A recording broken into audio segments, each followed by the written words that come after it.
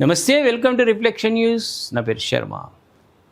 ఎంతో కాలంగా మహిళలు ఎదురు చూస్తున్నటువంటి మహిళా రిజర్వేషన్ బిల్లు పార్లమెంటు ఆమోదం, రాష్ట్రపతి గెజిట్ నోటిఫికేషన్ వచ్చిన తర్వాత వాటిని అమలు చేయాలి.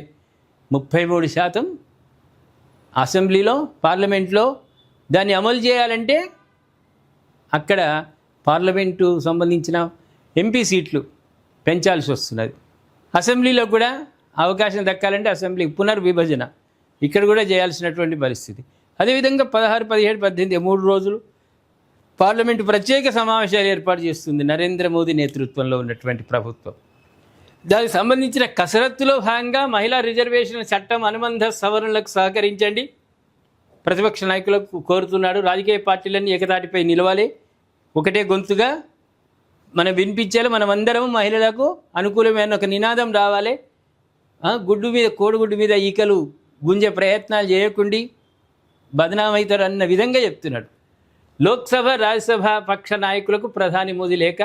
16 నుంచి పార్లమెంటు ప్రత్యేక సమావేశాలు. మహిళా రిజర్వేషన్ చట్టాన్ని దాని నిజమైన స్ఫూర్తితో అమలు చేసే సమయం ఆసన్నమైందని ప్రధాని మోదీ పేర్కొన్నారు. 2029 లోక్సభ, శాసనసభ ఎన్నికలను ఖచ్చితంగా అమలు మహిళా రిజర్వేషన్తోనే నిర్వహించుకుందామని పిలుపునిచ్చారు. ఇందుకోసం రాజకీయ పార్టీలన్నీ ఏకతాటిపైకి వచ్చి మహిళా రిజర్వేషన్ల చట్టంతో నారీ శక్తి వందన్ అధినియం ముడిపడిన సవరణ బిల్లును ఆమోదించాలని ఆయన కోరిండు. ఈ మేరకు ఆయన వివిధ పార్టీల లోక్సభ, రాజ్యసభ పక్ష నాయకులకు లేఖ రాశారు. ఈ సవరణలపై చర్చ జరిపేందుకు ఈ నెల 16 నుంచి 3 రోజుల పాటు పార్లమెంటు ప్రత్యేకంగా సమావేశం కానుంది. 2029 నుంచి మహిళా రిజర్వేషన్ చట్టం అమల్లోకి వస్తే ప్రజాస్వామిక సంస్థలకు కొత్త బలం చేకూరుతుందని, చట్టసభల్లో మహిళలకు రిజర్వేషన్లనే అంశం దశాబ్దాల పాటు చర్చలకే పరిమితమైందని, మేము 2023లోనే దీనిపై చట్టం చేశాం. దేశ జనాభాలో సగం ఉన్న మహిళల రాజకీయ భాగస్వామ్యాన్ని పెంచే దిశగా మా ప్రభుత్వమే ముందడుగు వేసింది. ఇప్పుడు త్వరితగతిన ఆ చట్టాన్ని అమలులోకి తేవడంపై దృష్టి పెట్టాము. దేశ మహిళల అభ్యున్నతి కోసమే ప్రత్యేక పార్లమెంట్ సెషన్లలో ఎంపీలంతా ఏకమై మాట్లాడాలి, చారిత్రాత్మక మార్పునకు నాంది పలకాలని ఆయన లేఖలో పిలుపునిచ్చింది.